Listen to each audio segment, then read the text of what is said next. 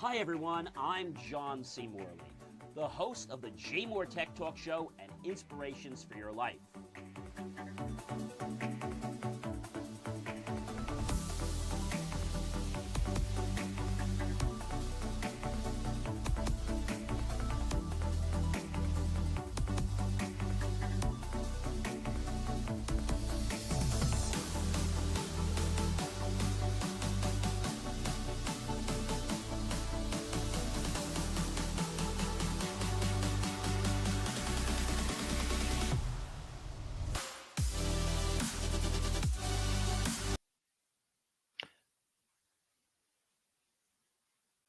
Well, hey guys, it is John C. Morley here, serial entrepreneur, and welcome to the JMOR Tech Talk Show. It is so great to be with you today. We have another fantastic episode.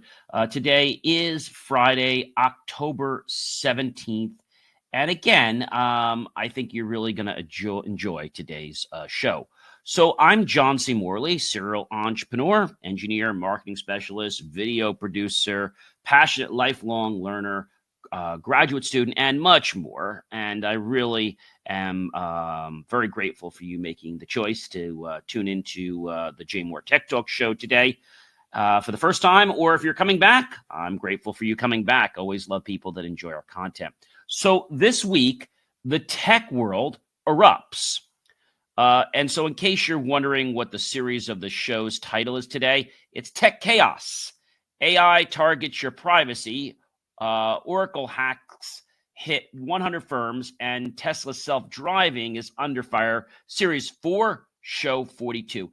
Can you believe, guys, in just a few months, we're actually going to be on the air 4 years clear, and we'll be starting our 5th year. I mean, that's like amazing, guys. Really, really amazing.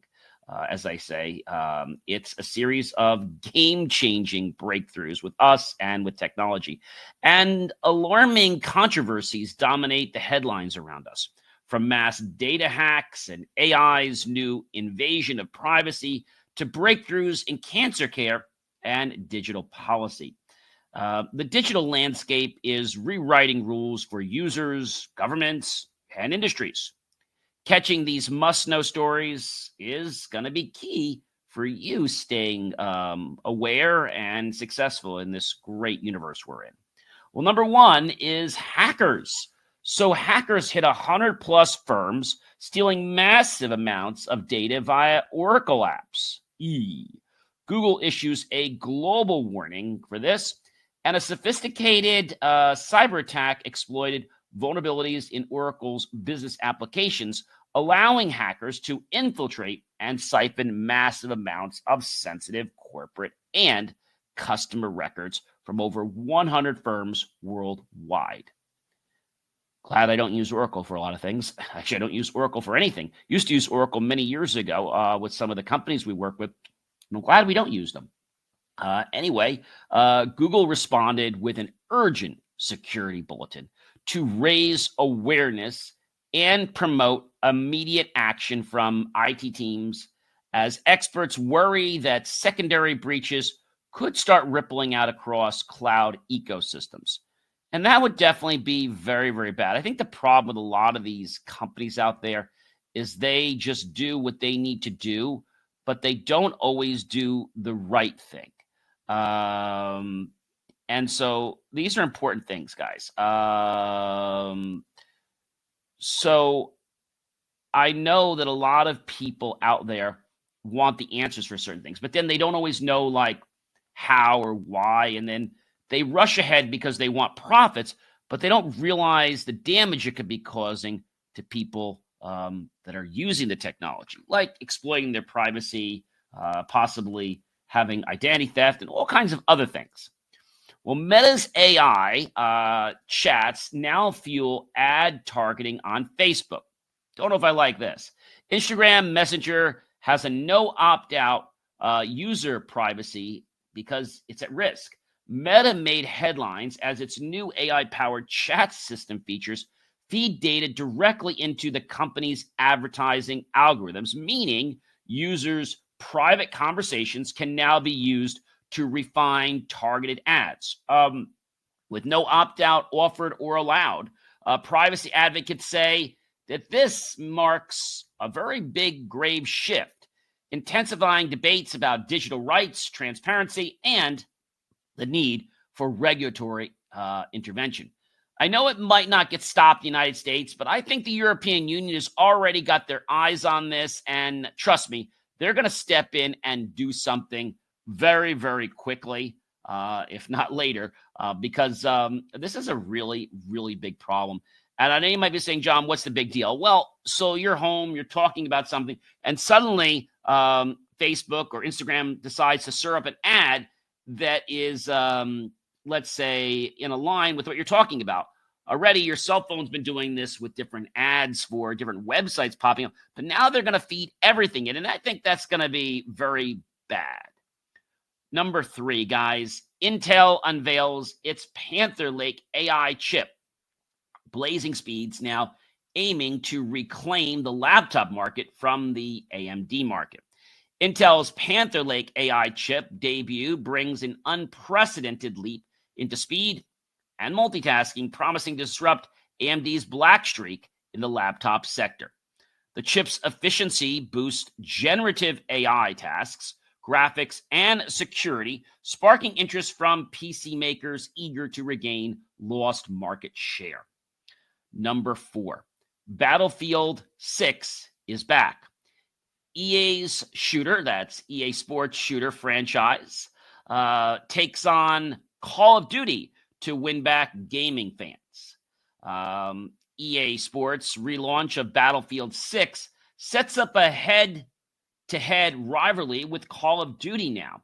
Enhanced graphics, new game modes, and stronger community integration are the forefront and center for this release, energizing FPS fans as the franchise seeks to return to its former glory and regain its competitive edge. Wow, the gaming market is getting very brutal. In some sense, you'd say it's, well, let's say more than just a game. Well, it's a business for EA Sports. And I think some people have gotten so drawn into games that, you know, it's like if you were to take it away from them, they would react very similar to the way a dog reacts if you take away, their food.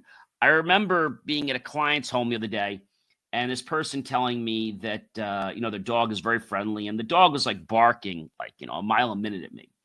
And she's like, the dog's bark is worse than its bite because it doesn't bite. And so I said, really? I said, so the dog never bit anybody? Well, almost never. And I said, what do you mean almost never? Well, we had this toy that he likes to play with. So basically, one of my son's friends took the toy and threw it. Well, the dog didn't realize it was just a toy, thought it was like food, and went out and actually nipped the kid. Now, it just kind of, let's say sheared his skin a little bit, but still, never take anything away from a pet. I think that's the lesson to be learned there. Tesla's quote-unquote self-driving faces federal probe for crash reports and wrong-way driving. And it really is asking the question, can tech be trusted? I don't know about that. After the new crash reports and troubling incidents of wrong-way driving, Tesla's self-driving system faces a sweeping federal investigation. Lawmakers and regulators are asking tough questions about the reliability, accountability, and safety of autonomous vehicles, while advocates call for clear standards in the race to smarter transportation. That's a very, how can I say, that's a very interesting trend, what's going on. And I have to say, guys, that it's something that a lot of people aren't really aware of. And I think a lot of life is us just choosing to be aware of something. When we are aware of something, I'll give you a perfect example. So I'm always looking to improve my eyesight. And one of the best ways you can improve your eyesight is to exercise your peripheral vision. So what your peripheral vision is, so if I'm looking at something, my peripheral vision would be able to sense things while I'm looking straight ahead.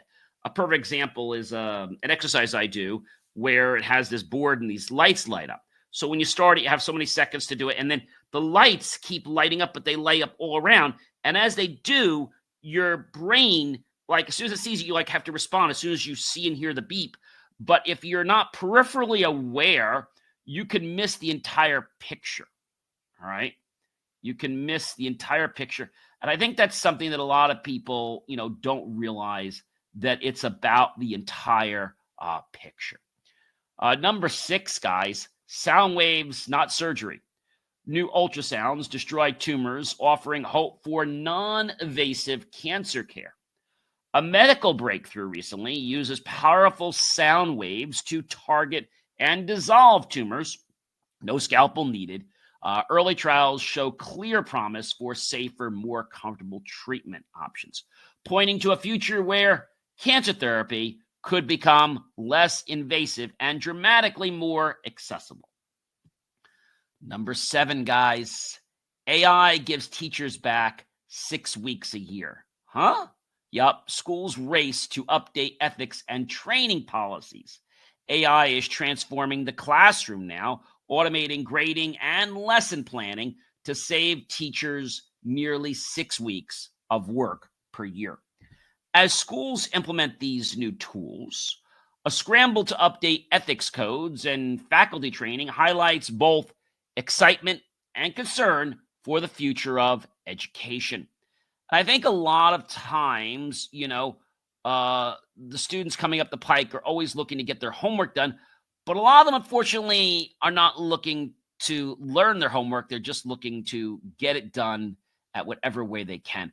And I think that's a very, very big problem, to just do it any way you can, but then not learn it.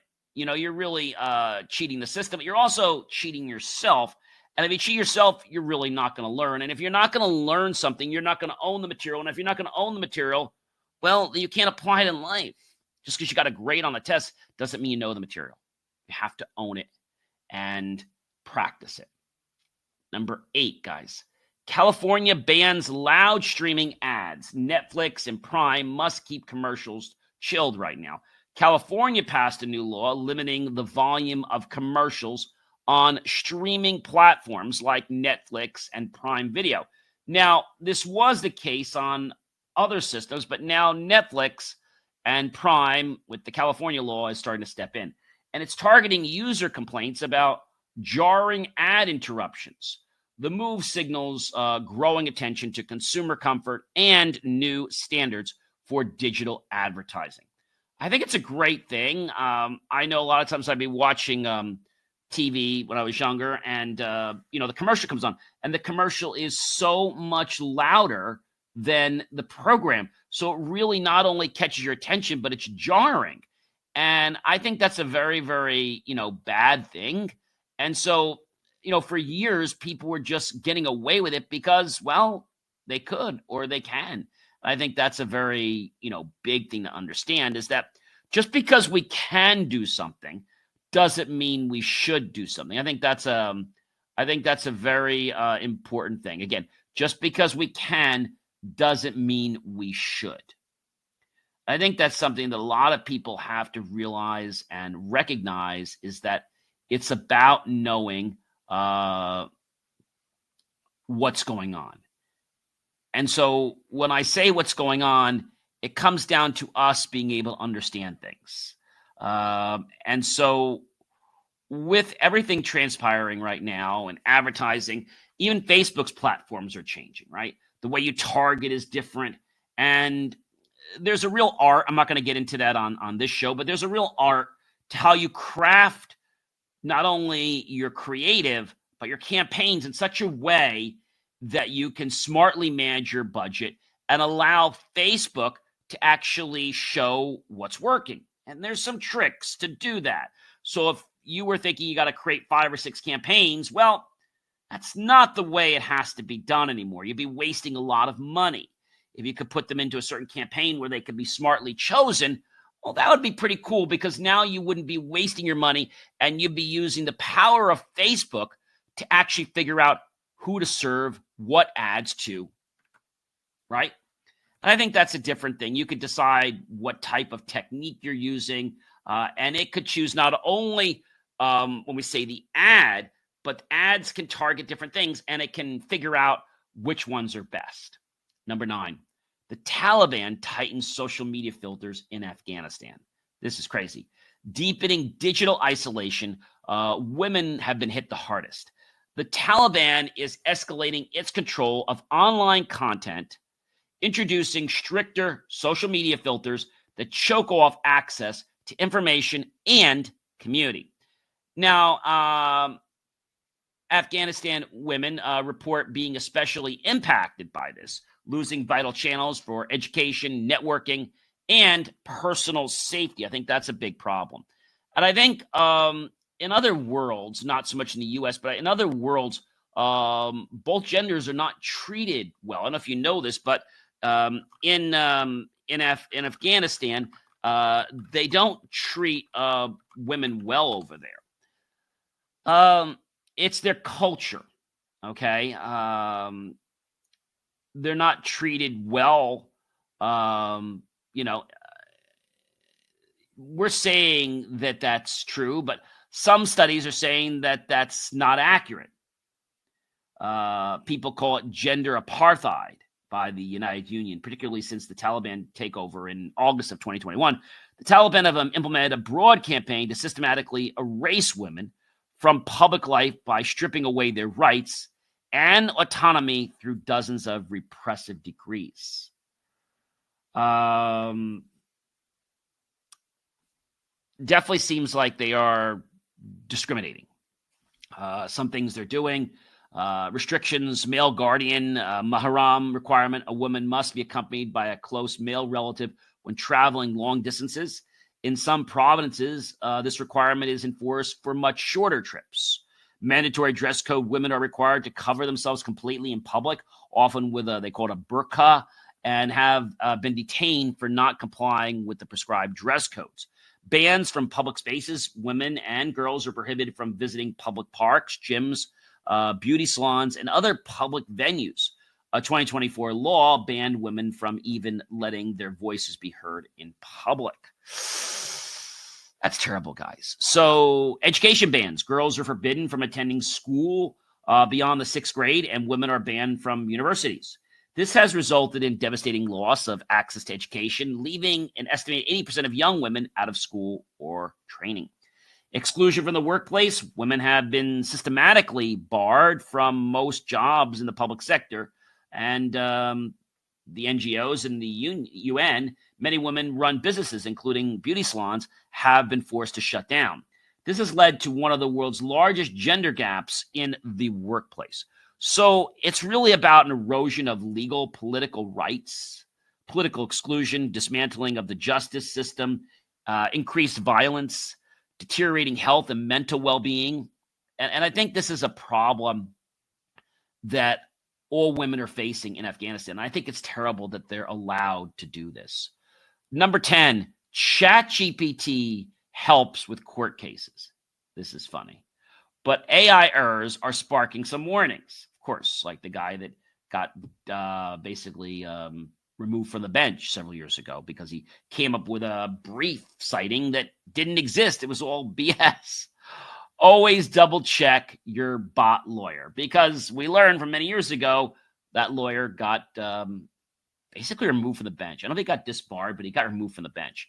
And AI-powered legal research like ChatGPT has hit the courtroom and scored victories, but recent blunders from automated systems have prompted warnings. Experts are urging users to always verify bot-generated information before relying on it in high-stake situations. I think that's just common sense, right? You got to make sure that you check everything out. If you don't check it out, then I think that could be a huge problem, like for everybody. And I think sometimes people don't realize, how this works, and they don't realize about these different situations and what can transpire. So definitely a lot going on, guys, a lot. Number 11, Apple pulls the ICEBlock after the White House pressure, that is, platforms under scrutiny now for government influence. Apple has removed the ICEBlock app from its platform following behind the scenes, quote unquote, pressure from, yes, the White House. The move reignites controversy on tech companies' role in governance, transparency, and users' access to privacy tools. That's just nuts. But you have to understand what the ICE apps do. So the ICE apps typically get downloaded. Well, they were available from the App Store and the Google Store. I'm just checking while I'm doing this. Let's see. Is the let me see. Is the ICE app still in the Google Play Store? I'm just curious if they are moved because I don't have Google Play. I'm just curious if they are moved. I'll let you know right now. And it looks like, yep. So Google removed similar apps for violating its policies. Apps that track U.S. Immigration and Customs Enforcement, ICE agents, have been removed by both Google and Apple due to concerns about safety risks to law enforcement and policy violations related to user-generated content and potentially vulnerable groups. I think the concept there was to protect ICE workers, but is it giving them wrong message? Because the way it works is somebody would download the app and then they would go ahead and report a sighting. And then it would send it out to everyone within so many miles of that. And I guess it's making the ICE agent's job, let's just say, a little bit harder than, let's say, it could be. So that's definitely a problem. And we'll have to see what happens.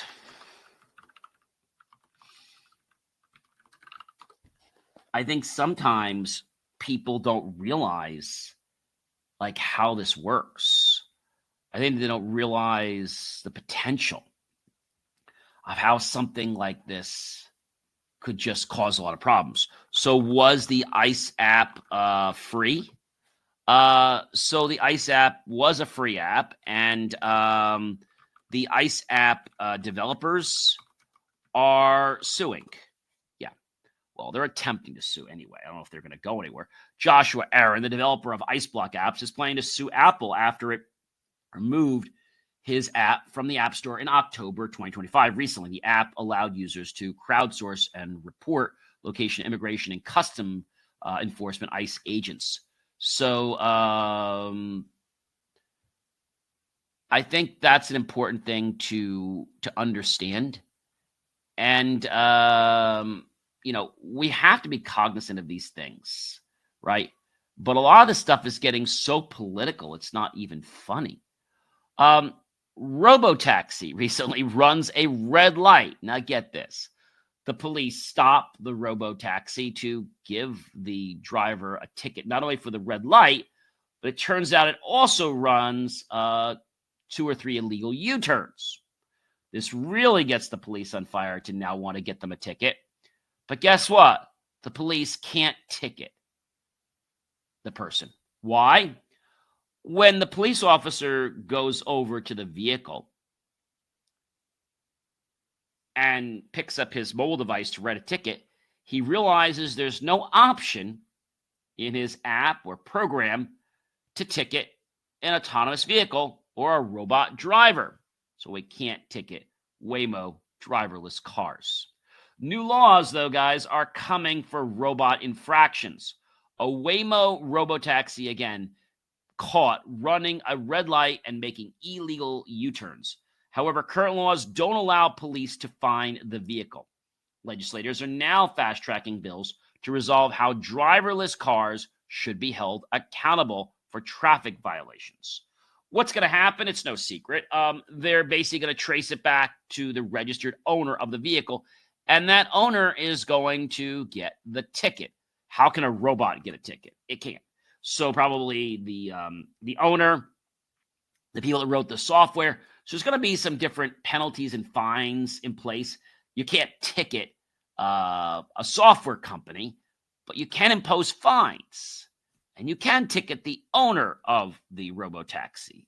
So that can be some issues. Number 13, guys, YouTube settles the Trump lawsuit for $24 million. The funds now are being used for a huge new White House ballroom. The tech lawsuits reshape the District of Columbia. In a headline-grabbing move that they did, YouTube agreed to a $24 million settlement with former President Trump, redirecting funds to upgrade the White House facilities. The case is fueling the debate about tech lawsuits and their impact on the nation's geopolitical landscape. And I think this is something that a lot of people don't realize. And so Trump didn't take these funds for himself. He redirected them toward the American government to put it toward the White House. I think that was very generous of him and what he did. I mean, I think that was a great idea of what went on. I think it's pretty interesting, all the stuff that's happening. But it's amazing to me how, these different things are transpiring, right? But as these geopolitical tensions and rules and circumstances, situations just evolve, it causes people to be, well, a little bit, let's say, on the fence. Now, something interesting I wanted to share with you. I don't know if you know this, but in China, okay, they actually, one of the reasons I don't want to go to China, they have cameras in their streets, very similar to we have in the United States. But the cameras in China, if you know this, the cameras in China track a person and their gait. So what's that all about? So cameras in China track individuals using gait recognition and artificial intelligence technology. And so that identifies people by the unique body movements and walking style. It is used alongside facial recognition and other AI surveillance tools in public spaces. How does gait recognition work? I thought you'd never ask me. First, it analyzes the movement. The software extracts a person's silhouette from surveillance footage and analyzes the movement of the entire body, not just the feet. That's how the arms move, hands move. Every part of your body kind of sways, has a gait. It doesn't need special cameras. Gait recognition software can be integrated with existing public surveillance cameras, making it widely applicable. It identifies from a distance. Now, the technology can reportedly identify individuals from up to 50. They say meters, so 50 meters to feet. If we're to convert that, that's 164 feet roughly. That does that within. So, as I said, the technology can be reportedly identifying individuals from 164 feet roughly, even if their face is obscured or they have their back to the camera. So a lot of people think that, if they, cover their face, they're going to be protected. No, because the gait can still be recognized. So it was developed by Waitrix, the leading provider of the technology in the Chinese AI company there. And it's used by police. Chinese police in cities like Beijing and Shanghai have used the software to track suspects, manage crowds, and identify jaywalkers. So it looks like they're not just trying to keep track of things. They're trying to keep track of people that could be a potential problem. I mean, here in the United States, if somebody walks the street illegally on a red light, they may get a warning. It's rare that they're going to get a ticket. It's not fully real time. Now, some earlier versions of the technology were not capable of real-time identification, requiring footage to be processed by a computer afterward. However, newer versions are being developed for live analysis. They're not out yet. So the use of gait recognition, particularly by an authoritarian regime, has drawn significant criticism from human rights and privacy advocates. Increased surveillance, it expands the government's ability to monitor its citizens, adding another layer to extensive AI surveillance network. lack of consent. The technology operates without people's cooperation as it can analyze a person's identity without them being aware of it. Potential for inaccuracy. Though companies claim high accuracy rates, some AI experts remain skeptical of the technology's effectiveness, especially in large open populations. The rise of false identification could lead to wrongful arrests or public shaming. So they're using this not just for monitoring, they're using this to make arrests on people. Targeting ethnic minorities. Rights groups have expressed concerns that this surveillance technology is used to monitor and repress ethnic and religious minorities, such as the Uyghurs and the Xinjiang region. So, again, another reason that I definitely do not want to visit Japan. I want to visit a lot of places, but not Japan. So the question is technology and the government shutdown. I thought we would talk about this because this is really an important one. So the government shutdown is still going. I think we're on now our 15th or 16th day. And so when we think about everything that's going on, the United States federal government shut down, as we said, not too long ago after President Donald Trump and the federal lawmakers failed to reach a deal to basically put the funding in place, really shuttering a lot of services, and with hundreds of thousands of workers facing potential furloughs and maybe even dismissal. It's unclear how long the shutdown may last, but the impasse could sweep in more lasting changes as the Trump administration looks to seize on the moment to execute mass firings. Still, the shutdown is already impacting key agencies tasked with overseeing the tech and telecom sectors, including the Federal Trade Commission and the Justice Department. I talked about the donotcall.gov. Well, the other day I went to go to donotcall.gov. And when I went to donotcall.gov, in case you didn't know, it was a website. It's not up right now that allows you to register any of your phone numbers. And then when you get a call, you can report it. Well, now because the site's down, not only is the site's down, they're also not enforcing it. So it basically says this: Federal Trade Commission do not call registry, government shutdown notice. Due to the government shutdown, we are unable to offer this website service at this time. Information about unwanted calls can be found on the FTC's website at National Do Not Call Registry Consumer Information. We'll resume normal operation when the government is funded. So, and then they put it in Spanish as well. So basically that means that all these people that are, let's say, bad actors trying to come after you with their registries, I mean, obviously have things like No More Robo, but the databases are not getting updated right now. That's a big problem. The FTC, which enforces competition and consumer protection laws in the tech space, closed as well. And many of its consumer services would not be available during the shutdown, including the tip lines for reporting fraud or identity theft and the National Do Not Call Registry I mentioned for people can use to block unwanted telemarketing. In a September 29 contingency plan outlining the next steps in the event of a shutdown, the agency said around 400 employees, roughly a third of its workforce, may be, accepted from the furlough. The furloughs are expected to cause lawyers and some of the agency's active litigation, which includes antitrust lawsuits against Amazon and Meta, to seek delays for hearings or other proceedings. This is a real mess. Depending on the length of the shutdown, that could extend how long it takes.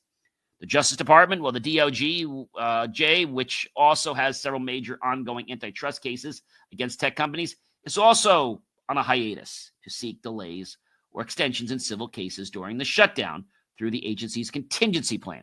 While the agency said a while back, criminal litigation, quote unquote, will continue without interruption, quote unquote, civil litigation will be curtailed or postponed as much as possible. Most of its major tech cases are civil in nature, so therefore they're not moving forward. The DOJ's antitrust division is expected to reduce the level of personnel that would be needed if they had to reduce the personnel to only be for those most critical during a shutdown, meaning roughly 60% of its nearly 800-person staff of the plan are available. Last month, the DOJ kicked off a trial to determine remedies in its ad tech case against Google. The agency is also suing to break up Apple over its alleged smartphone monopoly. That's also taking a hiatus. So the FCC, the nation's top telecom enforcement agency, said it's expected to send home a vast majority of its staff during the shutdown, probably close to 1,044 employees, or 81% of its workforce. Many of its operations will cease too, including responding to consumer complaints, consumer protection, and competition enforcement, licensing services, and spectrum management. The agency is also saying, quote, necessary for the protection of life or property would continue. Everything else will cease for the moment. The Commerce, which oversees numerous trade, manufacturing, and research and development initiatives, said a vast majority of its nearly 43,000 staff would be furloughed. Additionally, the department said most research activities at the National Institute of Standards, NIST, would cease during the shutdown.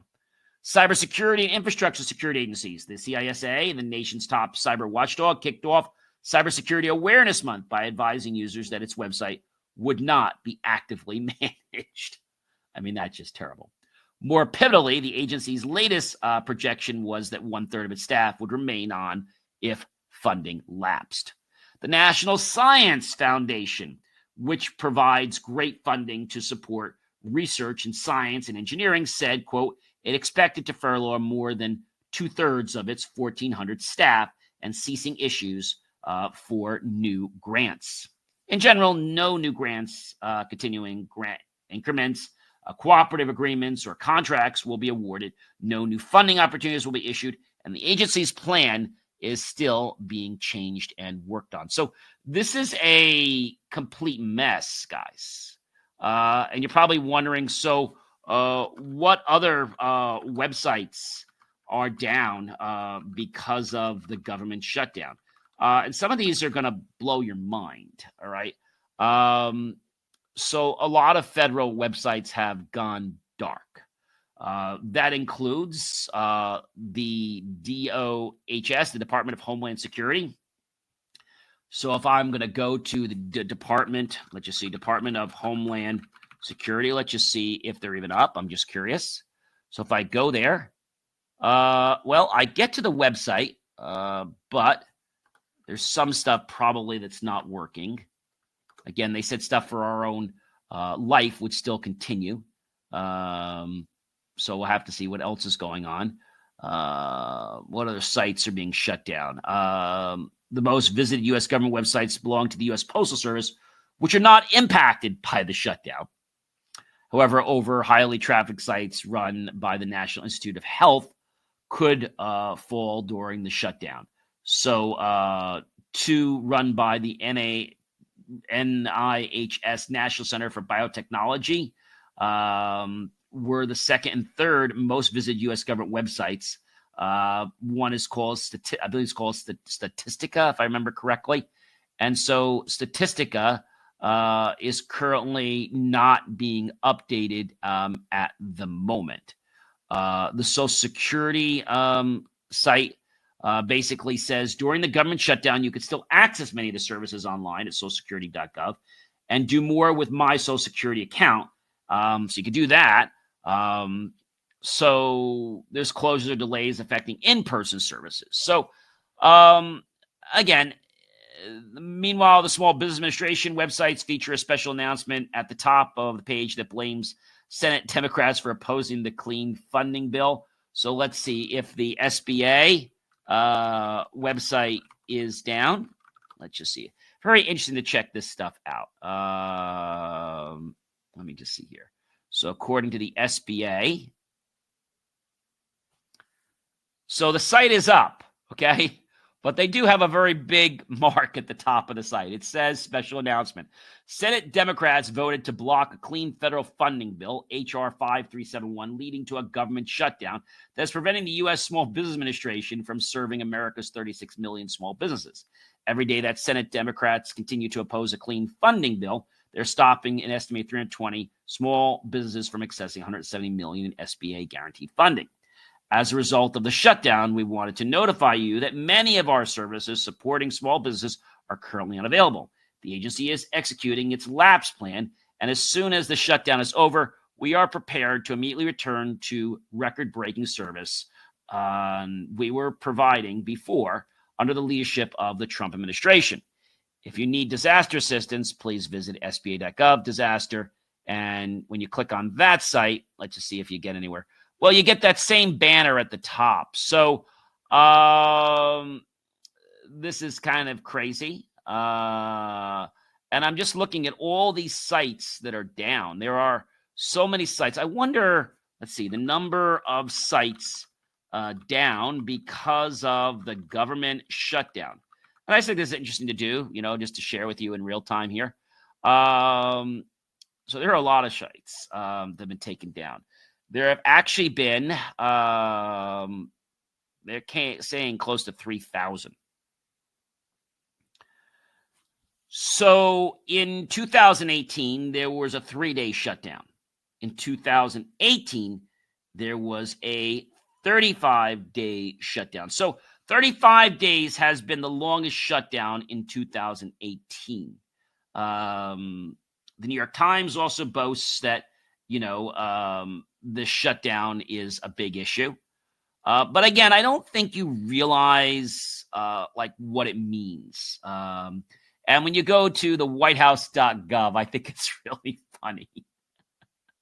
It says right at the top here, whitehouse.gov, Democrats have shut down the government. 16 days, 14 hours, 26 minutes, and now 30-some seconds, the White House. And then it says, view the economic impact of the shutdown in your state. Read your state's letter of support for a clean bill. Find my representative, I guess, and go after them. So if you want to find view the impact in your state, you can literally click whatever state you live in, and they have the whole map here. Trying to find New Jersey. There we are. Click on New Jersey. So gross state product impact decline of $440 million, I should say, each week, equivalent to $1.9 billion per month. An increase in unemployment, about 1,300 workers. Federal workers affected, 50,000. 1.2% of the state workforce furloughed or working without pay. SNAP benefits impact after 30 days. 826,000 total enrolled, 321,000 of whom are children. SBA loan delays, around 86 million in distributions. Federal contract spending cuts, around 263 million. Consumer spending declines from lost wages, estimated 559 million each month. So that's a lot, guys. So they're claiming it's going to hurt businesses. I think the biggest challenge is being able to access some services. So you might be wondering this right now. So why are some banks out of money? Is it the government shutdown? Well, they want us to believe that it is, okay?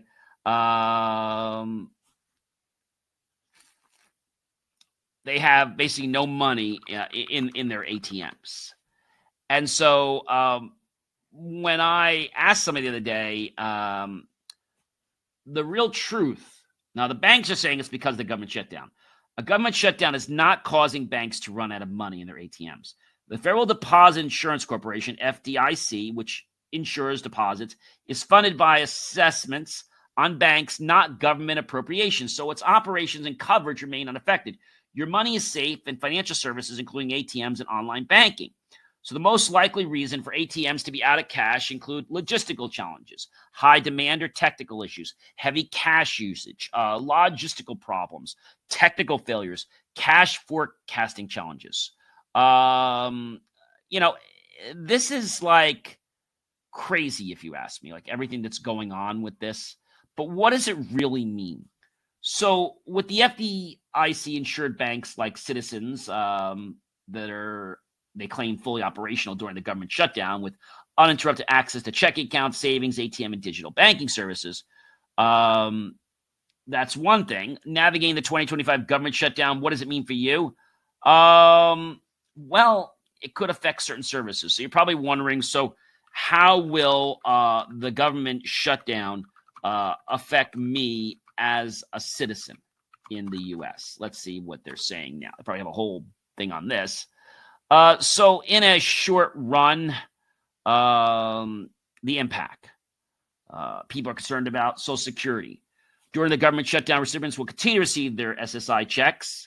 Medicare benefits. Your Medicare and Medicaid benefit coverage will not be immediately interrupted. However, shutdown can cause administrative delays and longer call wait times for certain services. Will I have access to temporary assistance, TANF, for my family? Provides emergency food assistance to families in need through local food banks and food pantries. If you live in certain areas, there could be challenges. And so a lot of it's about small businesses, about loans. So is the government, shutdown affecting, let's say, like sales and use tax? And so right now, it does not directly affect the collection and administration of New Jersey sales and use tax, but it could affect some of the workers. So, again, this is not the longest shutdown that we've ever had, which I just realized. And so a lot of people, are concerned. Social security checks are going to continue. FBI agents, CIA officers, air traffic controllers, and airport security staff continue to do their duties, along with members of the armed forces, even though they're not getting paid yet. During a shutdown, veterans will still receive health care. VA hospitals and clinics remain open. Benefits continue to be processed and paid. And burials at VA national cemeteries will still go on as scheduled. The U.S. Postal Service is not inflicted. National parks, as a general rule, if a facility or an area is inaccessible during non-business hours, it'll be locked for the duration of the lapse in funding, according to the March 2024 plan. So, I think the thing is, why are the Democrats, not voting correctly? And again, I'm not trying to make this political, but what do they want? Well, they're asking for things that might not be best for the greater good of our country. And I think that's something. So you might ask, so what is it? And this is a great question to ask everyone. What do the Democrats want to vote yes on the bill? They're asking for services for people that are not part of the country. They are starting to pay the troops. Senate Democrats tank and the GOP plan to pay troops, fund the Pentagon. Now hits day 16 on this Friday, October 17, 2025. So the big question you're probably wondering is when, and this is a very good question because I don't know the answer. When, guys? I think when is the question. When, when will the U.S. vote to reopen? According to the stories that are out there right now, and this could change, a Senate vote will not take place on October 17th, unfortunately. Not sure why. They are hoping to reopen by the weekend. The Senate failed to advance the Republican-backed stopgap measure to extend the federal funding. And it was only till November 21st. So the question is, will they vote on Monday to open the government? Let's see here. So it looks like it's very vague. A lot of details are not very clear. And it seems like, and they voted 10 times. So this is like insane, if you ask me. And number 14, guys, ChatGPT launches strong parental controls. Parents gain new powers to shield teens on AI platforms. So ChatGPT's robust, newly launched parental controls give parents powerful tools to monitor and manage their children's interactions with artificial intelligence services. The update sets a new safety standard and reflects growing demands for digital family protection. I think a lot of what's going on, when people don't understand it, they blame AI. When it does something they like, oh, AI is great, right? But then when they don't understand something, then they automatically blame AI. And, that's not really fair. I said AI is not good. AI is not bad. Just like technology is not good, it's not bad. It's a tool, and how we use it makes it good or bad. So again, there's a lot going on, and there's a lot of politics with not just the government reopening, but also how AI is going to handle. And now that things are stopping, it's really, really crazy. I mean, I think when we take a look at AI, we have to look at the fact that AI is here first and foremost to help us become better people. It's not here to make us billionaires, okay?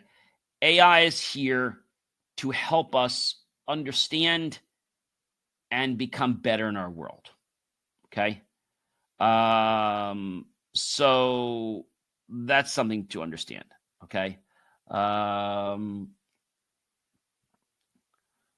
But if we just allow things to go through just because it's going to be profitable, just because it's going to be profitable, that doesn't mean that it's going to be great for you or for anyone else, right? And so, how do we protect ourselves from bad AI? And again, it's not the AI that's bad, it's the usage. You have to be aware of the sources and credibility information you're consuming and what you're connecting with. You have to know that a lot of people are using AI to create large databases and to mine information that they normally would not have the time to do. They're even being used for something, which is they will try to massively fill up your log files on your server or create large bogus registrations. I'm not talking about hundreds. I'm talking like thousands. And the question is, why do they do it? I think they just want to. They want to create havoc. And the other thing is that they keep doing it, you're not aware of it, it will crash your system. It'll crash your server. That's a huge, huge problem for everybody. Okay? And if we don't understand that, that's a problem. Okay?